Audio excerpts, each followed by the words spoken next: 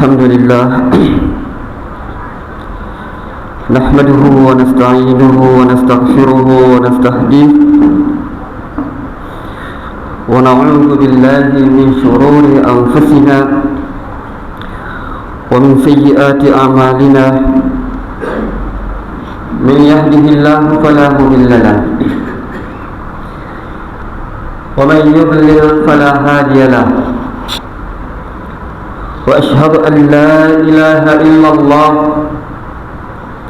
وحده لا شريك له.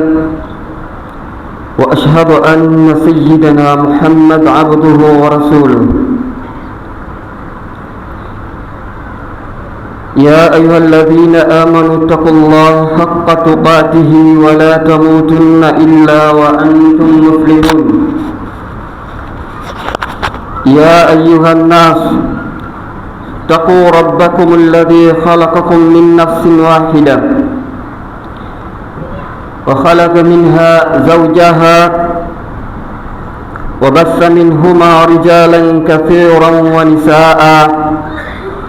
واتقوا الله الذي تساءلون به والأرحام إن الله كان عليكم رقيبا. يا أيها الذين آمنوا اتقوا الله وقولوا قولا سديدا يصلح لكم أعمالكم ويغفر لكم ذنوبكم ومن يطع الله ورسوله فقد فاز فوزا عظيما. فإن أصدق الحديث كتاب الله وخير الهدى هدى محمد صلى الله عليه وسلم. وشر الأمور محدثاتها وكل محدثة بدعة وكل بدعة ضلالة وكل ضلالة في النار. اللهم إنا نعوذ بك من عذاب النار. فيا عباد الله، أولا أوصيكم ونفسي بتقوى الله عز وجل. Enyi waja wa Allah, baada ya kumshukuru Allah na kumtakia rehema mtume wetu Muhammad sallallahu alayhi wasallam, jambo la kwanza ningependa kuwahusia kama ninavyoihusia nafsi yangu juu ya swala zima la kumcha Allah subhanahu wa ta'ala.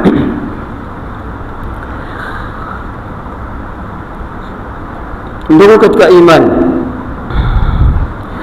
antumul yawma fi dhuhur, leo tupo katika majumba, tunaishi katika majumba, tupo katika mgongo wa ardhi, tupo katika majumba ambayo tumeyajenga sisi wenyewe kwa gharama ambazo tunazozijua, na tunalala katika vyumba ambavyo gharama zake zinajulikana kwa kila mmoja ambaye ameziandaa gharama zio kwa ajili ya vyumba vyake. Hivyo kila mmoja anatambua jinsi gani maisha yake anavyoyaendesha katika huu ulimwengu.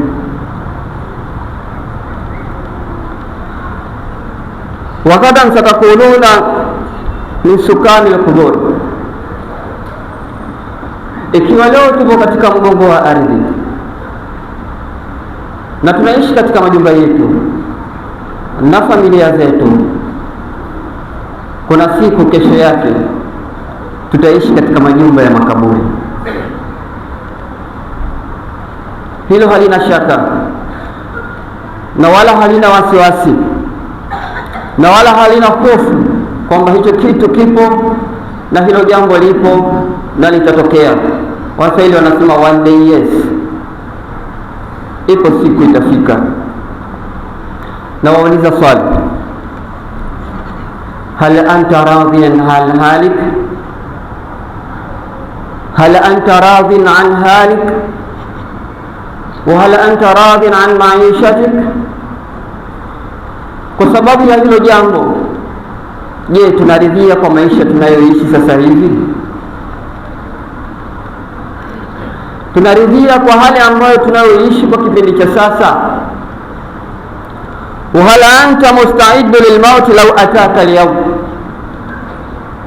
Je, uko tayari na umauti ikiwa mauti atakufika hii leo? Na hiyo ndio mada yetu ya leo tutakayoishi nayo. Are you ready to die?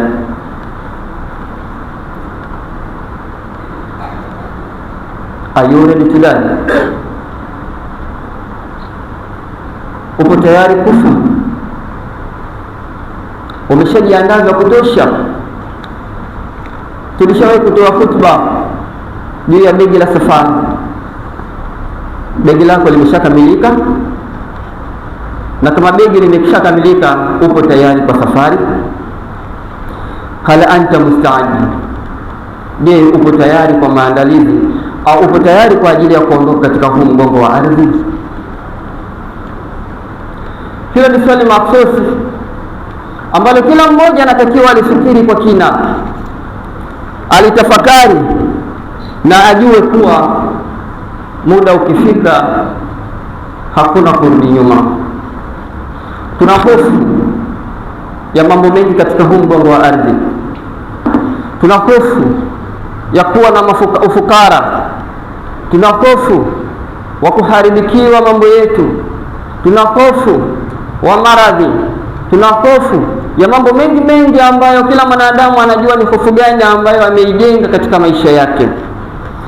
Lakini kwa munasaba wa aya ya mwisho kushuka ndani ya Qur'an, Allah subhanahu wa ta'ala anasema hofu kubwa kuliko hofu zote mwanadamu anatakiwa kuwa nayo ni ile hofu ya kuondoka katika huu ulimwengu. Allah anasemaje katika Qur'an? Wattaqu yawman turja'una fihi ila Allah. Ndugu katika imani, tusiogope vitu vyote vya maisha ya dunia, lakini kitu kikubwa sana ambacho kila mmoja anatakiwa tengeneza hofu hiyo ni ile hofu ya kuondoka katika huu ulimwengu. Wallahi, hiyo ndio hofu kubwa sana. Wattaqu yawman turja'una fihi ila Allah. Kila mwanadamu anatakiwa azingatie na atambue na ajue kwamba kuna siku utaondoka katika huu ulimwengu. Hiyo ndio hofu kubwa sana kila mmoja anatakiwa aingize katika kifua chake. Thumma tuwaffa kullu nafsin ma kasabat wa hum la yudhlamun. Kila mmoja atalipwa kutokana na kile alichokichuma katika huu mgongo wa ardhi, na wala hamtodhulumiwa. Hiyo ndio hofu kubwa sana ambayo Waislamu leo tunatakiwa tuwe nayo. Hakuna hofu nyingine zaidi ya hiyo. Kullu nafsin dha'iqatul maut. Na hilo pia linatambulika kwamba kila nafsi itaonja umauti. Wa innama tuwaffawna ujurakum yawmal qiyama. Na kila mmoja atambue kwamba siku ya kiyama mtu atalipwa yale ambayo aliyoyatenda katika huu ulimwengu.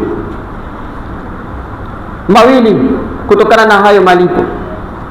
Faman zuhziha 'anil nar wa udkhila aljanna faqad faz. Ukiepushwa na moto ukaingizwa katika pepo ya Allah, hakika umefaulu. Wamal hayatud dunya illa mata'ul ghurur. Na hayakuwa haya maisha ya dunia isipokuwa ni mchezo. Kwa hiyo mawili siku ya kiyama, ima uipate pepo ya Allah au ingie katika moto wa jahannam. Allah tuepushe na moto wa jahannam. Kwa kila mmoja atambue kullu nafsin dha'iqatul maut. Kila mmoja atambue kila nafsi itaonja umauti. Are you ready to die? Ushajihakikishia na maisha yanayokuja baada ya kuondoka katika haya maisha ya ulimwengu? Upo tayari kwenda kukutana na Allah subhanahu wa ta'ala kwa matendo uliyoyatanguliza? Faliyahasib nafsaka, kila mmoja yahesabu nafsi yake.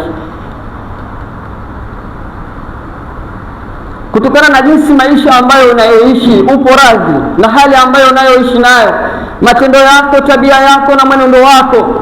Kila mmoja anajua la halali na haramu, la haki na batili, lilokuwa zuri na baya.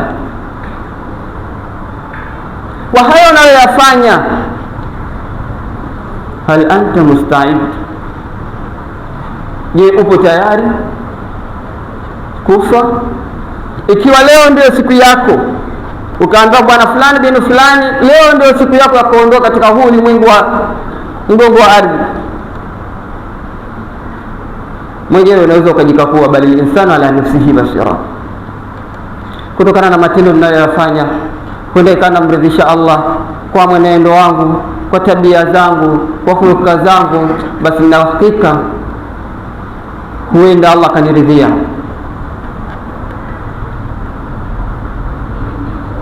Hilo ndio swali muhimu sana ambalo leo Ijumaa ya leo kila mmoja anatakiwa awe nalo.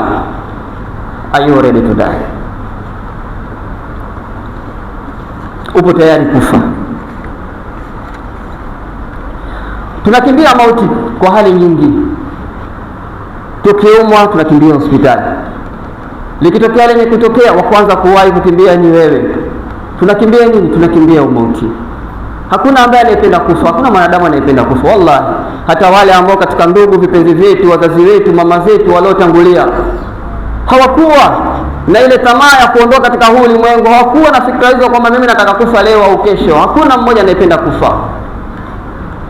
Walakin qul innal mauta alladhi tafirruna minhu fa innahu mulaqikum, hayo mauti mnayoyakimbia, mnayoyaogopa, kuna siku nyinyi mtakutana nayo. Hayo mauti ambayo mnayoyaogopa, jueni kwamba kuna siku mtakutana nayo. Mkishajua kwamba kuna siku mtakutana na haya, basi kila mwanadamu atarudi nyuma, ataweza kujiandaa mapema na hiyo siku yake. Hal anta musta'id? Tupo tayari kufa? Kullu man alaiha fan, vilivyokuwa juu ya ardhi vyote hivi vitaangamia, vitaondoka hivi katika huu mgongo wa ardhi. Hakuna kitakachobakia. Hata kama utaishi miaka 150, aliishi nuku miaka 950, itakuwa ni wewe. Kwa kikubwa juu ya hili swali ni kwamba kila mmoja tafakari juu ya maisha ambayo anayoishi katika huu ulimwengu, juu ya haya maisha ambayo anayoishi katika huu mgongo wa ardhi. Matendo anayoyafanya yanajitosheleza, yanajinufaisha, kwamba wakati ukifika itakuwa ni asbabu wewe kupata ridha za Allah subhanahu wa ta'ala.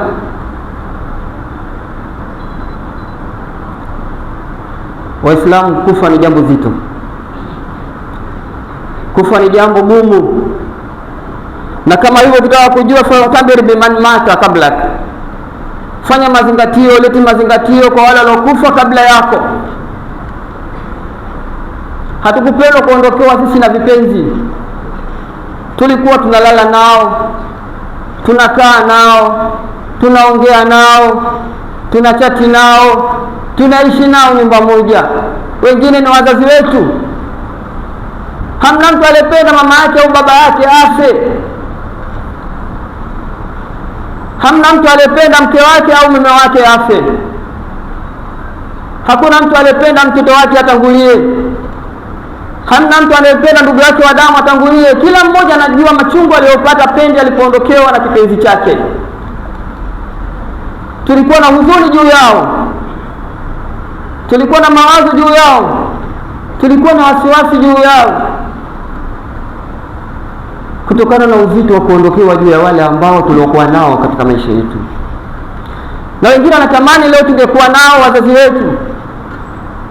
Alihangaika kupambana na kumsaidia mzazi wake kipindi cha umaskini, ametajirika sasa, mzazi wake hayupo, anatamani mama yake baba yake awepo. Wallahi, kila mtu anatamani. Kuna mwingine anatamani mjomba yake ama shangazi yake au dada yake au mtoto wake leo amuone. Wako wapi? Hakuna mmoja asiyeguswa na umauti, kifo kwa wale watu wa karibu. Hakuna. Kila mmoja atakuwa ameguswa. Huenda ikawa ni rafiki yako wa karibu ambaye mko mkiongea pamoja mkishirikiana. Huenda ikawa ni ndugu yako. ama wazazi au kila mmoja lazima ameguswa. Sasa kama tulihuzunika juu yao, kuna wakati utafika na watakaobakia watahuzunika juu yetu sisi. Hal anta musta'id? Kama mlilia kuwalilia wale ambao waliotangulia, itafika hatua na nyinyi mtaliliwa kama mlivyowalilia wale. Tuliondoka ndugu, jamaa na marafiki kuelekea katika kabri, watoto, mali, kwenda kumtanguliza na kumzika ndugu yenu. Mtaondoka nyinyi, tabakie na matendo yake. Na sisi kuna siku pia itatokea ni hivyo hivyo, watatangulia, watakuja ndugu zetu makaburini na mali zetu, tutaondoka wote, wataondoka, tutabaki mimi na wewe na kaburi tu, utabaki wewe tu na kaburi. Waislamu, ugeni si ugeni wa kutoka sehemu moja kwenda sehemu nyingine. Ugeni si sehemu moja kutoka hapa kwenda mkoa mwingine. Ugeni si kutoka hapa kwenda nchi nyingine. Huo si ugeni, ila ugeni ni ugeni wa kuingia katika mwanandani na kukutana na kifo. Huo ndio ugeni mmoja mkubwa sana, kwa sababu ni ugeni ambao hakuna aliyekwenda akarudi akasimulia kulikuwa kuna nini kule ndani, siri iliyojificha. Huo ndio ugeni ambao kila mmoja anatakiwa jiandae nao. Huo ndio ugeni. Are you ready to die? Nishajiandaa na kufa. Satabitu fil qabri wahdak. Wakishakuzika wataondoka ndugu zako, watakuacha peke yako, watakuacha peke yako. Wasayubashiru turabi khaddak, mwili wako, tumbo lako, mgongo wako, uso wako utakandamizwa na udongo. Kinachofuata nini? Wale watakaporudi nyumbani, wakianza kukaa vikao vya familia, wakianza kukaa kufikiria juu ya watoto wako na juu ya vile ambavyo ulivyoviacha, wewe kule unakuja na mtihani mwingine wa kujibu maswali ambayo utakayoulizwa na Munkar na Nakir. Na wakati huo ndani ya masaa 24 kila mmoja anaweza kujiangalia mwili wake jinsi alivyoujenga katika miaka ambayo umeishi katika huu ulimwengu. Mwili mzuri mashallah, umekula matunda na mboga mboga za majani, nyama na kuku wengi umekula, umeutengeneza vizuri nyama yako, mwili una nawiri, unapendeza. Hebu leta picha ndani ya masaa 24, unaweza ukawa kama jinsi ulivyokuwa 24 hours, wala sio masaa 48 au siku 4, 5, 6, ndani ya masaa 12, masaa 24 tu. Kwa jinsi ulivyo, umbile lako lilivyokuwa nzuri, sura yako ilivyokuwa nzuri, mwili wako ulivyokuwa mzuri, wakishakuacha katika mwanandani ndani ya masaa 12, masaa 24, mwili wako unaanza kubadilika. Na hata wale ambao waliokuja kukuzika wataanza kukusahau. Ndio utakuta watu kwenye msiba wamekaa wanaanza kuzungumza Yanga na Simba, washakusahau tayari. Waislamu, hii ni siku nzito sana. Hakuna siku ngumu kama siku hii. Tukae tukijua, tufanye mambo yetu, tuhangaike na maisha, tufanye kile tunalolifanya, lakini tujue kwamba kuna siku one day, yes. Hicho ndio kitu kikubwa sana ambacho leo tunatakiwa tukae tukakifikiria. Kwa sababu gani? Kufa, kila mmoja atakufa. Haangalii mtu udogo wake wala ukubwa wake, haangalii mtu mali yake wala haangalii mtu utukufu wake, wala mtu haangalii jinsi alivyo muonekano wake. Anytime, any day, muda wowote unaweza ukaondoka. Licha kwamba wewe ni mzima na una afya, unaweza ukaegemea hapo hapo, ukishamaliza ibada ya Ijumaa tunakugusa tayari umeshaondoka. Kwa kitu kinatakiwa ni kitu gani? Kila mmoja anatakiwa ajiandae. Tumuombe Allah subhanahu wa ta'ala atujalie kutokana na umri wetu uliobakia, tujitahidi kufanya mambo ambayo ni mazuri atakayofanya yeye akawaradhi na sisi. Allah tusamehe yale ambayo tuliyoyatanguliza. Allah atusamehe pamoja na vizazi vyetu na ndugu zetu ambao tuliowazika kabla. Atujalie kuwa ni waumini ambao tutakaoshikamana na yale ambayo Allah aliyotuamrisha na kuacha yale ambayo aliyotukataza. Ud'u Allah wa antum muqinuna bil ijaba. Alhamdulillah, thumma salatu wassalamu ala rasulillah. Ama baada ya kumshukuru Allah subhanahu wa ta'ala na kumtakia ziada ya rehema mtume wetu Muhammad sallallahu alayhi wasallam, Waislamu, ni jambo lenye kuumiza sana. Ni jambo ambalo kwa wale ambao hawana hofu na Allah, wale ambao nyoyo zao zina kutu, hata ukimtajia kufa yeye anaona kama vile umemtajia kitu cha kawaida sana. Wana jambo la kawaida, yani kushtuka kwanza hashtuki, wasiwasi wana, hofu pia wana. Mtume sallallahu alayhi wasallam anasema kafa bil mauti wa'idhan, achana na mawaidha ya kuswali, mawaidha ya kuingia motoni, mawaidha ya kuingia peponi, mawaidha si ya kufanya mema, mawaidha ya kufanya kila jambo. Mauti yanatosha kuwa ni mawaidha tosha. Man lam yatawib bil mauti fala wa'idha la, asiwaidhika na umauti hana mawaidha mengine atakayomtosheleza. Yani masuala ya habari za kufa, umeenda kwenye msiba, moyo wako haupo kwanza, ndo kwanza unaanza mambo ya mipira na mambo mengineyo, yani hofu huna katika nafsi, hakuna mawaidha mengine atakayojitosheleza kwako wewe, kwa sababu kifo ni kitu kizito sana. Kwa kumalizia hotuba, Mtume sallallahu alaihi wasallam alituhusia Waislamu, fanyeni mazuri, tendeni mema mwisho wa umri. Watu wa Madina walikuwa na sifa moja kipindi hicho, wakishafikisha miaka 40, yani wao dira yao, direction yao, focus yao ni janna peke yake. Yani ndio ile nguvu inaongezeka, yani jitihada zao zote, matendo yao, wanaongeza juhudi katika kufanya matendo mema baada ya kufikia miaka 40. Wanasema miaka 40 ndio maisha.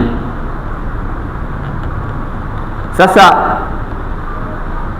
tujitahidi tufanye matendo mema mwisho wa umri. Kivipi?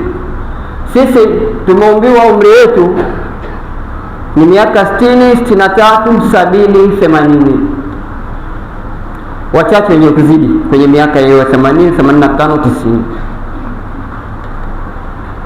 Sasa utastaajabu, utamwona mtu ana mvi miaka 40, miaka 50, miaka 60. Ndio kwanza kwake yeye kucheka ni sana kuliko kulia. Hatusemi wazee ndio watakaokufa haraka au mapema, lakini wazee na wale ambao umri wao umeenda wapo karibu na kifo. Wewe ukishajiona tayari umri umepinduka miaka 40, 45, 50, 60, 70, jiandae na mwanandani. Usihangaike na maisha tena, usihangaike na pesa, usihangaike na watoto, usihangaike na mali. Wakati huu ni wewe sasa kukaa kufanya istighfari na toba, ndio kitu kikubwa, hakuna kitu kingine. Wewe ukijiona na miaka 60, usidhani kama miaka 60 mingine utaipata ukapata 120 na nadra, au ukipata 50 usione kwamba nitafikisha miaka 60. Ile age yako graph inateremka hivi. Unapokuwa miaka 40 haupandi isipokuwa unashuka. Sasa wakati huu ikiwa kama wewe tayari umeshafikisha miaka 40, jitahidi urudi kwa Allah subhanahu wa ta'ala, fanya istighfari, fanya toba. Na haimaanishi ukamwona mzee ukasema yeye ndo atakufa kwanza. Vijana anaweza akatangulia kabla ya mzee, kwa sababu kifo ni muda wowote, wakati wowote. saa yoyote, siku yoyote. Usije ukajisema wewe na miaka 20 bado na miaka 40 mbele Allah atanipa, kwa sababu tunajiona wewe ni kijana. Hivi ni vijana ngapi tumewazika aliyokuwa na miaka 18 na miaka 20? Kwa nini na wewe sijihesabu? Kumbe kifo ni kwa mtu yeyote. Ile tunachotakiwa ni nini? Mwisho wa umri tunavyojiona, ina maana kila wakati, kila sekunde, kila dakika, kila mtu anatakiwa ajiandae na umauti. Lakini sasa kinachotokea ni nini? Kila mmoja kutokana na maisha ambayo anayoishi, anahangaika na maisha ya dunia kwa ajili ya watoto wake, kwa ajili ya familia yake, kwa ajili ya nyumba yake, kwa ajili ya jambo kwa ujumla maisha, mpaka mtu anamsahau Mola wake. Ya ayuhal insanu ma gharraka bi rabbikal karim. Inafikia hatua hiyo, shughuli zako zimekubana, ina maana unakosa muda hata dakika 15 20 kwa ajili ya Mola. Saa 10 ukitoka alfajiri ukirudi saa 4 umeenda kulala, ratiba yako ndio iko hivyo. Lakini ile kusema kukaa tu kusema ya Rabbi nimekaa nikasoma Qur'an labda juzu 2, nikafanya adhkar, nikaswali swala zote za faradhi kwa wakati wake, kablia na baadia, nikawa na kushiriki katika ibada zote na kutawakali kwa Allah katika kila jambo, hatuna. Tumemsahau Allah kutokana na maisha ambayo tunayoishi. Ya ayyuhal insan ma gharraka bi rabbikal karim. Kipi wewe kilichokudhuhurisha, kilichokushughulisha ikafikia hatua mpaka ukamsahau Allah subhanahu wa ta'ala? Ni kitu gani? Unatafuta maisha, halafu kishapata hayo maisha ndio kuna maisha baada ya maisha. Turudini kwa Allah subhanahu wa ta'ala. Waislamu, hili ni swali muhimu leo. Tunaendesha bodaboda, tunafanya biashara, tunafanya kazi, tunasaidia watu, tunafanya kila aina ya jambo, lakini swali muhimu la leo ni hilo: tunaridhika na hali ya maisha tunayoishi?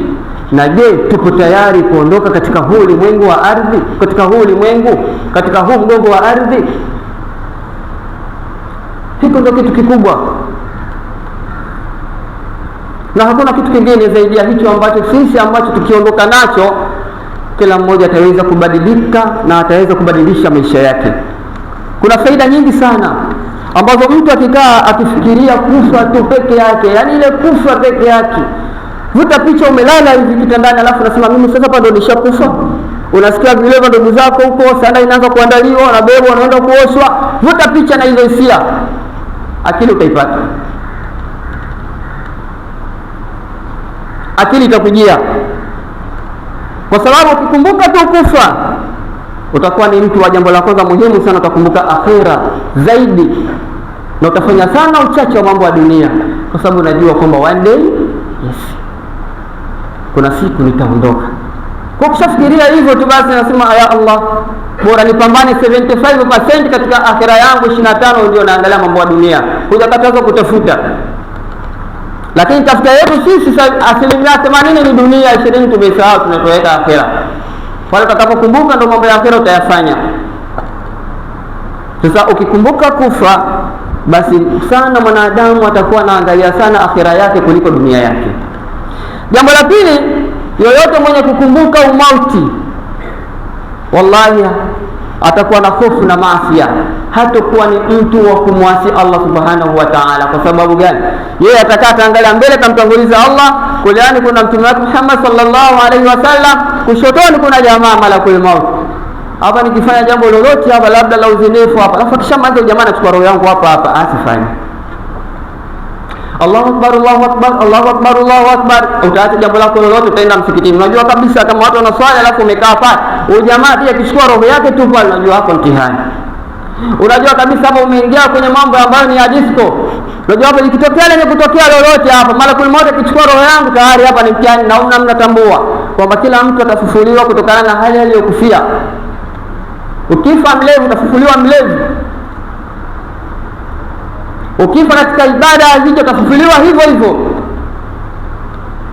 Kwa hiyo yote mwenye kukumbuka kufa, basi ni rahisi sana sana sana sana mtu huyo kujilinda na maasi, na ataharakisha toba. Mtu wa aina hii toba yake itakuwa ni kila wakati kumwomba Allah subhanahu wa ta'ala amsamehe, na ataridhika na vichache katika huu ulimwengu.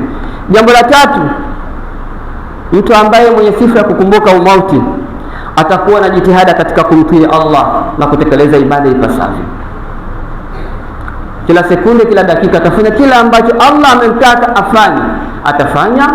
Kila ambacho Allah amemtaka asifanye ataacha tu. Yani ataka asitake, nafsi yake ndiyo itakapompelekea. Atamtii Allah subhanahu wa ta'ala na mtume wake Muhammad sallallahu alaihi wasallam. Yeye atajua kabisa ili la nani la Allah kaniamrisha nilifanye, ndio kaniamrisha nitafanya. Ili je Allah kaniakataza nisilifanye, basi sitofanya. Kwa kila kitu ambacho akiona kwamba hiki ni kizuri kwa Allah atakipenda, atakitekeleza na atakifanya. Hiki ni kibaya Allah anakichukia, atakiacha. Ukishajua ukubwa wake, basi mambo mengi sana mwanadamu atakunyokea katika ibada, kwa sababu tayari unajua kwamba mimi hapa yote nitakavyofanya kuna siku nitaingia kwenye mwanandani, na ugeni ambao nimeambiwa ugeni mkubwa kuliko ugeni wowote ni ugeni wa kuingia kwenye mwanandani. Hakuna ugeni mwingine mkubwa zaidi ya ugeni wa kuingia kwenye mwanandani. Hakuna ugeni mkubwa zaidi ya hiyo. Sasa tuchukulie, je, tuna uhakika hata hiyo Ramadhani inayokuja tutaipata? Jambo la tatu, la nne na la mwisho, ukiwa ni mwingi wa kukumbuka mauti, ni sababu ya husnul khatima. Inaweza ikawa ni asbabu muda wako ya kuwa na mwisho mwema katika ulimwengu. Kwa sababu gani? Kwa haya yaliyotangulia mambo matatu muhimu. Utakuwa ni mtu wa kufanya mambo sana ya kheri, utakuwa ni mtu wa kufanya taa sana na ibada nyingi sana. Katika ibada hizi huende kama jawabu ikaanze mwisho wako, labda unasoma Qur'an ukachukuliwa roho yako, unasoma Qur'an. Unawasaidia watu ikachukuliwa roho yako wakati unawasaidia watu. Unafanya ibada ikachukuliwa roho yako upo katika ibada. Ikawa ni asbabu mojawapo itakayomfanya mwanadamu akajiandaa na haya yatakayokuja baada ya kufa kwake, na ikawa ni mwisho mwema na mwisho mzuri. Waislamu, tuzinduke. Kila mmoja ajitahidi atekeleze aliyokuwa mazuri kuanzia sasa. Dunia tuitafute, lakini akhera tusisahau. Ukitaka kulala vizuri katika mwanandani, uamke hali ya kuwa uko duniani. Tumelala, kuamka kwetu tutaamka siku tutakapoingia ndani ya mwanandani. Tusione jambo la kawaida, hofu tuziingize katika nafsi zetu. Umauti ni kitu kizito sana. Umauti ni kitu kizito sana Islam. Umri umeenda, maisha yanakwenda kwa kasi sana. Kila yawmin yanqus min umrika wa anta la tadri ma nakasa minka. Kila siku umri wako unapungua na wewe hujui ni kiasi gani cha umri wako umepungua. Hakuna anayejua. Kama uliandikia miaka 30 na miaka 28 na miaka miwili tu, lakini hujui. Sasa kama hujui kitu gani cha kufanya, fanya mazuri. Acheni na ushabiki tu, yangu anasema ndio mnaujaza katika nafsi zenu. Yani ndio maisha ambayo mnaoishi. Yani mnafuatilia kila taarifa zote ambazo hazihusiani na faida na dunia yenu. Ndio maisha tuliyojiungia sasa hivi, yani kwamba mambo ambayo hayana maana tutumiaga kipaumbele. Yale yasiokuwa na maana hatuyajali. Tuzinduke. Tumombe Allah subhanahu wa ta'ala atujalie tuwe miongoni mwa wale ambao tutakaoyasikia haya leo ikawa ni sababu ya kuamka sasa kutoka katika usingizi mzito wa dunia. Rabbana taqabbal minna innaka antas samiul alim wa tub alaina ya maulana innaka antat tawwabur rahim. Rabbana la tuzigh qulubana ba'da idh hadaytana wa hab lana min ladunka rahmatan innaka antal wahhab. Allahumma ighfir lana wa li ikhwanina alladhina sabaquna bil iman wa la taj'al fi qulubina ghillan lil ladhina amanu rabbana innaka ra'ufur rahim. برحمتك يا أرحم الراحمين. وصل اللهم على خير خلق محمد صلى الله عليه وسلم وآقم الصلاة.